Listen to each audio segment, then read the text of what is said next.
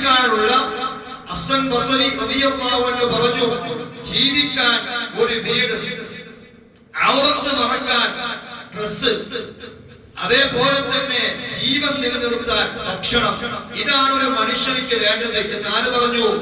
താബിഈകളിൽ പ്രമുഖനായ ഹസൻ ബസരി റളിയല്ലാഹു അൻഹു പറയാ, ജീവിക്കാൻ ഒരു വീട് വേണം, അതേപോലെ തന്നെ ഔറത്ത് മറയാൻ ഒരു വസ്ത്രം, അതേപോലെ തന്നെ നമ്മുടെ ജീവൻ നിലനിൽക്കാൻ ഭക്ഷണം.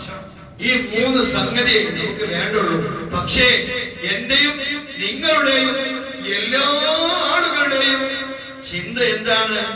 ഇവിടെ ഒരുപാട് കാലം ജീവിക്കുമെന്നാണ്, ഒരുപാട് കാലം ജീവിക്കുമെന്നാണ്. എന്നാൽ ഞാനോ നിങ്ങളോ? മഹാനായ മുത്തുനബി പറഞ്ഞു, കുൻ ഫിദ്ദുനിയ കഅന്നക വലീബ.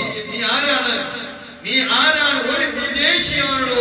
നീ ഒരു വിദേശിയാ, നീ ഇവിടത്തേവരല്ല, നീ വിദേശിയാണ്. നമ്മുടെ നാട്ടിൽ നിന്നും നമ്മുടെ വീട്ടിൽ നിന്നൊക്കെ ഒരുപാട് ആളുകൾ ഗൾഫിൽ പോകും, അവരവിടെ കാലകാലം നിൽക്കൂല, തിരിച്ചു വരും എന്ന ഉദ്ദേശത്തോടു കൂടെയാണ് നമ്മുടെ ജ്യേഷ്ഠന്മാരും പിതാക്കന്മാരും എല്ലാവരും പോകുന്നത്. അതേപോലെ തന്നെയാണ് നമ്മളിവിടെ വിദേശികളാ.